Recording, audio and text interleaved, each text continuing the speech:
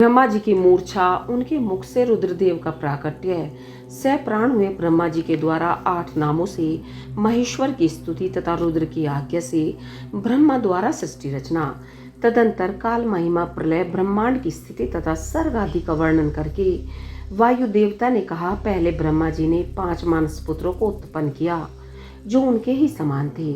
उनके नाम इस प्रकार हैं: सनक, सनंदन, विद्वान सनातन, ऋभु और सनत कुमार। वे सबके सब योगी और वीतराग और ईर्ष्या दोष से रहित थे।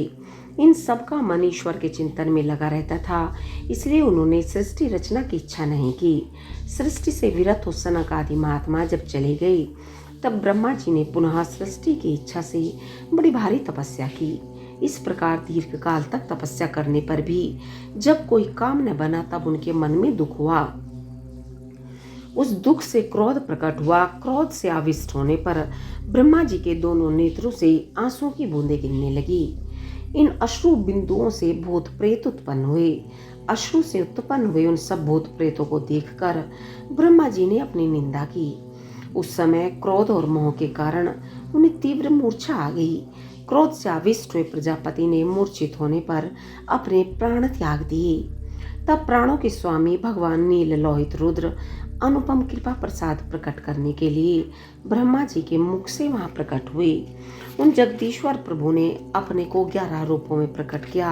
महादेव जी ने अपने उन महामना 11 स्वरूप से कहा, बच्चों, मैंने लोक पर अनुग्रह करने के लिए तुम लोगों की सृष्टि की है, अतः तुम आलस्य रहित हो संपूर्ण लोक की स्थापना, हित साधन तथा प्रजा संतान की वृद्धि के लिए प्रयत्न करो। महेश्वर के ऐसा कहने पर वे रोने और चारों ओर दौड़ने लगे। रोने और दौड़ने के कारण उनका नाम रुद्र हुआ। जो रुद्र है वे निश्चय ही प्राण हैं, और जो प्राण है वे महात्मा रुद्र हैं। तत्पश्चात ब्रह्मपुत्र महेश्वर ने दया करके मरे हुए देवता परमेश्वरी ब्रह्मा जी को पुनः प्राणदान दिया। ब्रह्मा जी के शरीर में प्राणों के लौट आने पर रुद्रदेव का मुख प्रसन्नता से खिल उठा। उन विश्वनाथ ने ब्रह्मा जी से यह उत्तम बात कही, उत्तम व्रत का पालन करने वाले जगत गुरु महाभाग विरिंच, डरो मत, मैंने तुम्हारे प्राणों को नूतन जीवन प्रदान किया है, अतः सुख से उठो। स्वप्न में सुने हुए वाक्य की भांति उस मनोहर वचन को सुनकर ब्रह्मा जी ने प्रफुल्ल कमल के समान सुंदर नेत्रों द्वारा धीरे से भगवान हर की ओर देखा। उनके प्राण पहले की तरह लौट आए थे, अतः ब्रह्मा जी ने दोनों हाथ जोड़ स्नेह युक्त गंभीर वाणी द्वारा उनसे कहा, प्रभु, आप दर्शन मात्र से मेरे मन को आनंद प्रदान कर रहे हैं, अतः बताइए आप कौन हैं जो संपूर्ण जगत के रूप में स्थित हैं? क्या वे ही भगवान आप 11 रूपों में प्रकट हुए हैं? उनकी यह सब बात सुनकर देवताओं के स्वामी महेश्वर अपने परम सुखदायक कर कमलों द्वारा ब्रह्मा जी का स्पर्श करते हुए बोले, देव, तुम्हें ज्ञात होना चाहिए कि मैं परमात्मा हूँ और इस समय तुम्हारा पुत्र होकर प्रकट हुआ हूँ। ये जो 11 रुद्र हैं तुम्हारी सुरक्षा के लिए यहाँ आए हैं, अतः तुम मेरे अनुग्रह से इस तीव्र मूर्छा को त्याग कर जाग उठो और पूर्ववत प्रजा की सृष्टि करो। भगवान शिव के ऐसा कहने पर ब्रह्मा जी के मन में बड़ी प्रसन्नता हुई। उन विश्वात्मा ने 8 नामों द्वारा परमेश्वर शिव का स्तवन किया। ब्रह्मा जी बोले, भगवान रुद्र, आपका तेज संख्या सूर्यों के समान अनंत है, आपको नमस्कार है। रस स्वरूप और जल में विग्रह वाले आप भव देवता को नमस्कार है। नंदी और सुरभि ये दोनों आपके स्वरूप हैं। आप पृथ्वी रूपधारी शर्व को नमस्कार है। स्पर्श में वायु रूप वाले आपको नमस्कार है। आप ही वस्वरूपधारी ईश हैं, आपको नमस्कार है। अत्यंत तेजस्वी अग्नि रूप आप पशुपति को नमस्कार है। शब्द तन्मात्रा से युक्त आकाश रूपधारी आप भीमदेव को नमस्कार है।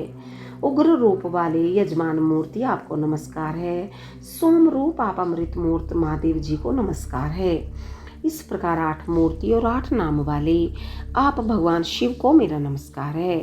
इस प्रकार विश्वनाथ महादेव जी की स्तुति करके लोक पितामह ब्रह्मा ने प्रणाम पूर्वक उनसे प्रार्थना की, भूत भविष्य और वर्तमान के स्वामी मेरे पुत्र भगवान महेश्वर कामनाशन, आप सृष्टि के लिए मेरे शरीर से उत्पन्न हुए हैं, इसलिए जगत प्रभु इस महान कार्य में संलग्न हुए मुझ ब्रह्मा की आप सर्वत्र सहायता करें और स्वयं भी प्रजा की सृष्टि करें।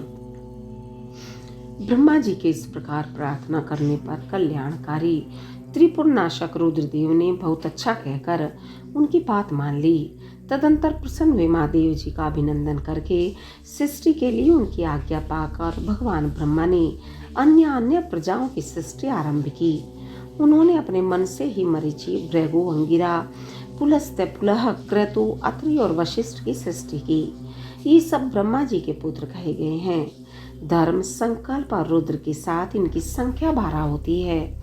ये सब पुराने ग्रस्त हैं। देवगणों सहित इनके 12 दिव्य वंश कहे गए हैं, जो प्रजावान, क्रियावान तथा महर्षियों से अलंकृत हैं। तत्पश्चात जल पर स्थित हुए रुद्र सहित ब्रह्मा जी ने देवताओं, असुरों, पितरों और मनुष्यों की सृष्टि करने का विचार किया।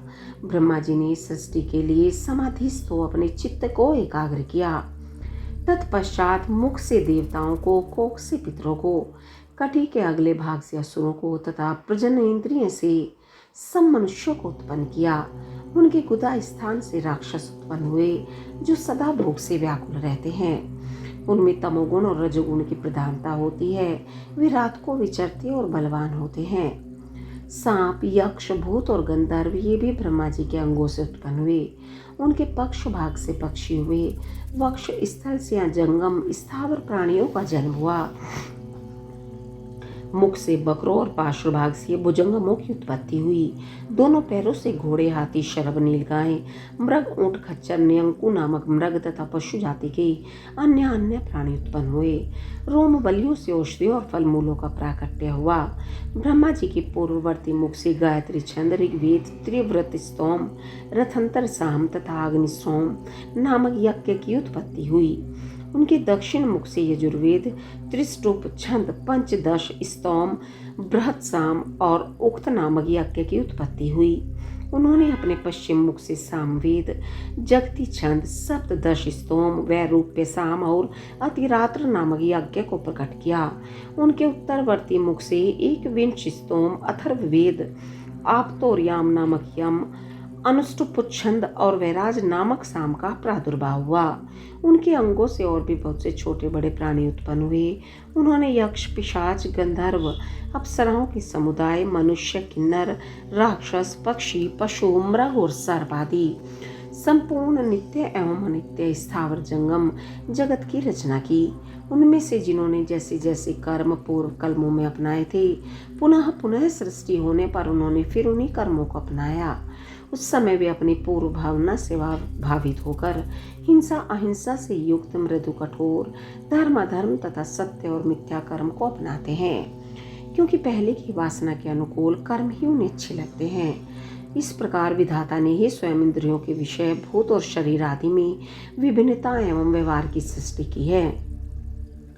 उन पितामह ने कल्प के आरंभ में देवता आदि प्राणियों के नाम, रूप तथा कार्य विस्तार को वेदोक्त वर्णन के अनुसार ही निश्चित किया। ऋषियों के नाम तथा जीविका साधक कर्म भी उन्होंने वेदों के अनुसार ही निर्दिष्ट किए।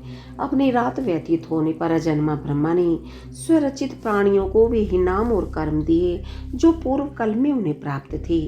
जिस प्रकार भिन्न भिन्न ऋतुओं के पुनः पुनः आने पर उनके चिन्ह और नाम रूप आदि पूर्ववत रहते हैं, उसी प्रकार युगादि काल में भी उनके पूर्वभावी दृष्टिगोचर होते हैं। इस प्रकार स्वयंभू ब्रह्मा जी की लोक सृष्टि उन्हीं के विभिन्न अंगों से प्रकट हुई है। महत से लेकर विशेष पर्यंत सब कुछ प्रकृति का विकार है। यह प्राकृत जगत चंद्रमा और सूर्य की प्रभा से उद्दासित, ग्रह और नक्षत्रों से मंडित, नदियों, पर्वतों तथा समुद्रों से अलंकृत और भांति भांति के रमणीय नगरों एवं समृद्धिशाली जनपदों से सुशोभित है। इसी को ब्रह्मा जी का वन या ब्रह्म वृक्ष कहते हैं। उस ब्रह्म वन में अव्यक्त एवं सर्वज्ञ ब्रह्मा विचरते हैं। वह सनातन ब्रह्म वृक्ष अव्यक्त रूप बीज से प्रकट एवं ईश्वर के अनुग्रह पर स्थित है। बुद्धि इसका तना और बड़ी बड़ी डालियां हैं। इंद्रियां भीतर के खोखले हैं। महाभूत इसकी सीमा है। विशेष पदार्थ इसके निर्मल पत्ते हैं। धर्म और अधर्म इसके सुंदर फूल हैं। इसमें सुख और दुख रूपी फल लगते हैं तथा यह संपूर्ण भूतों के जीवन का सहारा है।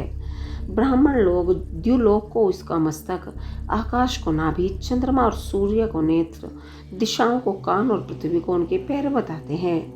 वे अचिंत्य स्वरूप महेश्वरी सब भूतों के निर्माता हैं। उनके मुख से ब्राह्मण प्रकट हुए हैं। वक्ष स्थल के ऊपरी भाग से क्षत्रियों की उत्पत्ति हुई है। दोनों जांघों से वैश्य और पैरों से शूद्र उत्पन्न हुए हैं। इस प्रकार उनके अंगों से ही संपूर्ण वर्णों का प्रादुर्भाव हुआ है। ओम नमः शिवाय।